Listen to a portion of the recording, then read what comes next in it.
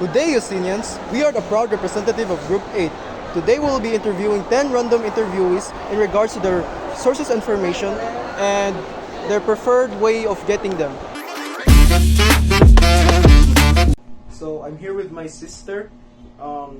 Before we start off with the interview, let's start off with the introduction. Please introduce yourself. I'm Rensme Tigasta. I'm 11 years old and I'm in grade 6. So, Rensme, where do you usually get your informations from? Google. Google. Why do you like getting informations from these sources? Because it can help me with my studies and researches. So, how do you often check these informations for updates? Sometimes if I need it. Have you ever recommended these sources to others? Yes. Why? It can also help them too.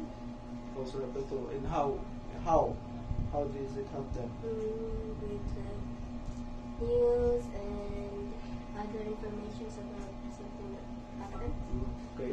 So, what do you like most about this source of information?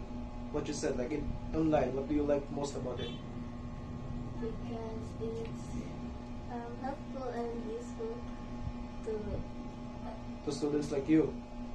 Okay. And that's all. And see ya. I'm here with my classmate, and we will be interviewing a grade 12 student. But first, we would like to start off with the introduction. Please introduce yourself.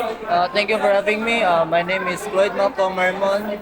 I am from ST 12P5 and a very good friend of the interviewer for today's video.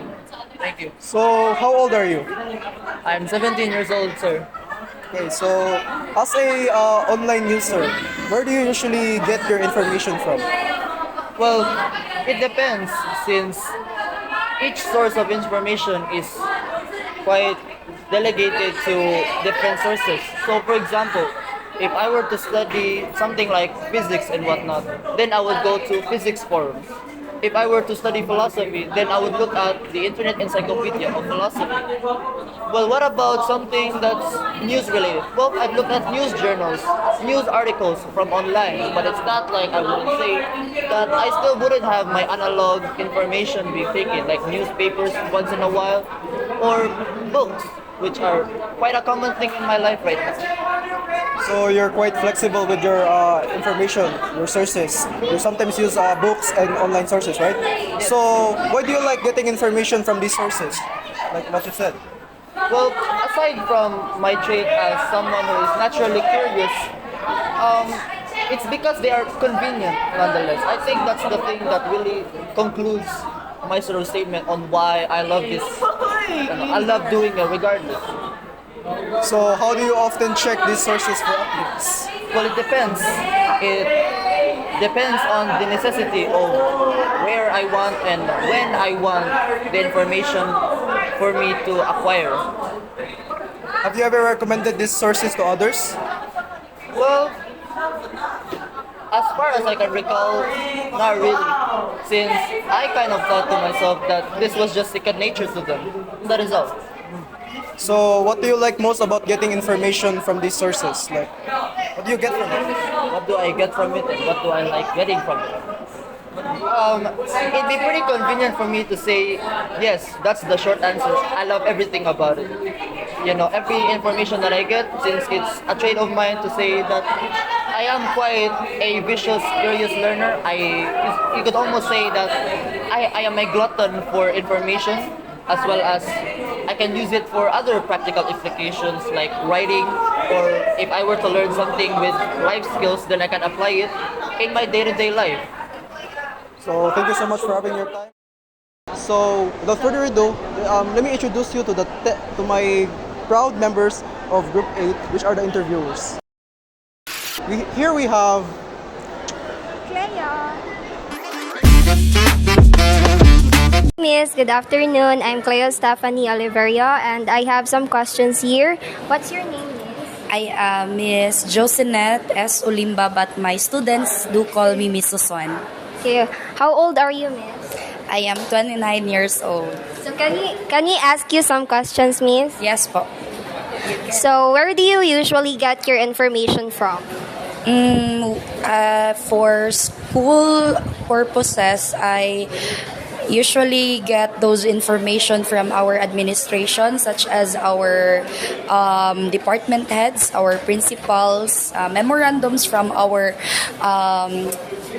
deans, from our school director, and for sometimes from our department coordinator. Okay. Why do you like getting information from this source, Miss?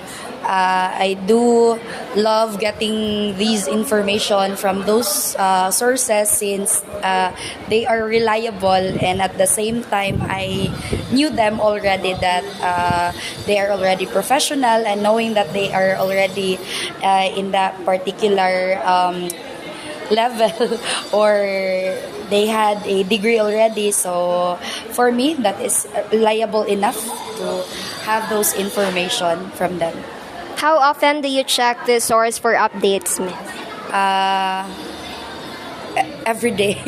Every day, especially when holidays are coming, and then students usually ask informations or ask questions if there are any updates, and yeah, we tend to wait first for the memo before giving them the official announcement. So like every day.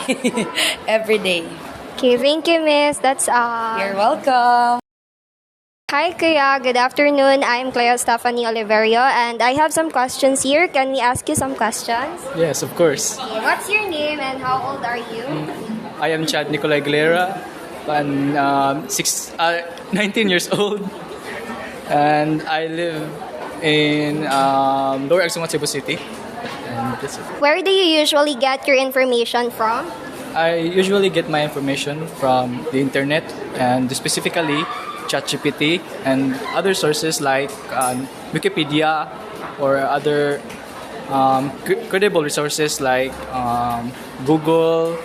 Why do you like getting information from this source? I like this information because it is related to my study plans or something, and I want to gain some information from it and credible sources. So how often do you check this source for updates? I often what's it? Kanang like, do you check it every day, every hour? So I often check it every 12 noon. So moram na ako ang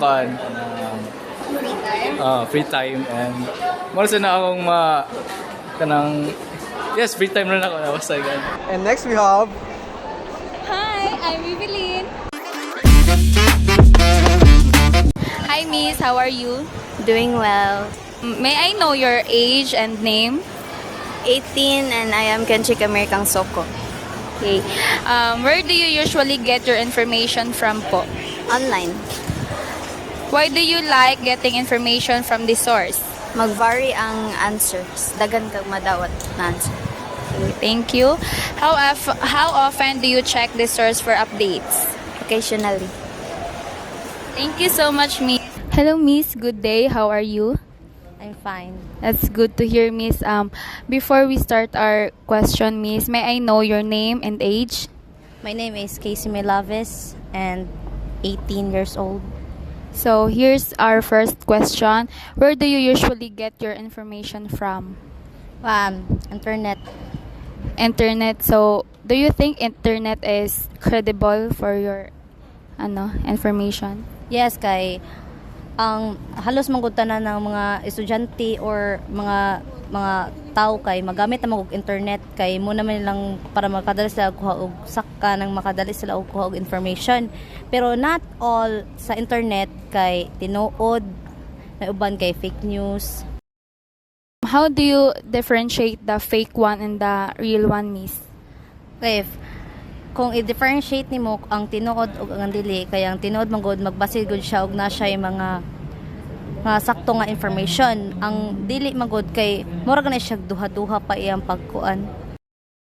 Okay, Miss, that's all. Thank you for your time. Good day, Tay. Kumusta naman ka, Tay? Mauro yapon. Good to hear po. Before we start our questions po, may I know your name o edad po?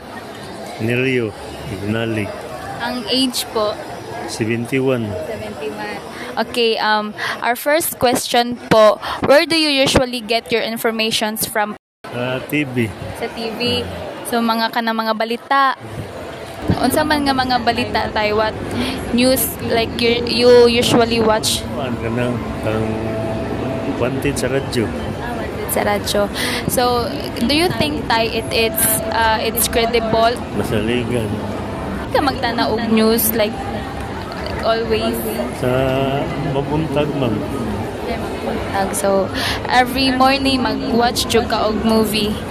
I like balita. Tanaw siguro. Thank you, Tay. Thank you so much.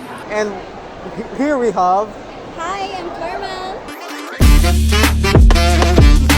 Hello, Miss. Good afternoon. Hello, Miss. Good afternoon. Can I ask what's your name, age, and what course are you from? My name is Christine Claire Ligutom Cabong, and I'm from Department of BSN, and I'm 19 years old. Is it okay if I ask you some questions? Yes, of course. Okay, so where do you usually get your information from? I usually get information from internet. Why do you like getting information from internet? Of course, internet is kuan. Naman dito tanan imong makuan. Unsay ngalan ng og nakapautan na dito ra ka sa internet magkuan. So how do you often check internet for updates? Actually, usually every day. Thank you. And last but not least, Where do you usually get your information from? Usually I get it from TV news or Google. So, why do you like getting information from this source? Because they are reliable and trustworthy. How often do you check this source for update? Usually it's twice a week. Yeah. Have you ever recommended this source to others? Yes, because they are trustworthy site and it's all factual theirs. Where do you usually get your information from? I usually get my information to Google or ChatGPT. Next, why do you like getting information from this source? I like to get this information from this source because if I have searched on something and it gives the correct answer. Okay. How often do you check this source for update? I just usually often check it. Have you ever recommended this source to others? I recommend it to my friends. Thank you. So now, let's proceed to my group's conclusion. As what we have concluded, the kids, teenagers, and adults nowadays usually use internet as their information source. As what we have interviewed, they answer ChatGPT, Google, Facebook, TV, radio as their information source. It just showed how important media source, media information, and internet is, since it helps us to search and share information in a more easier way and in a specific time frame. That's all. Thank you.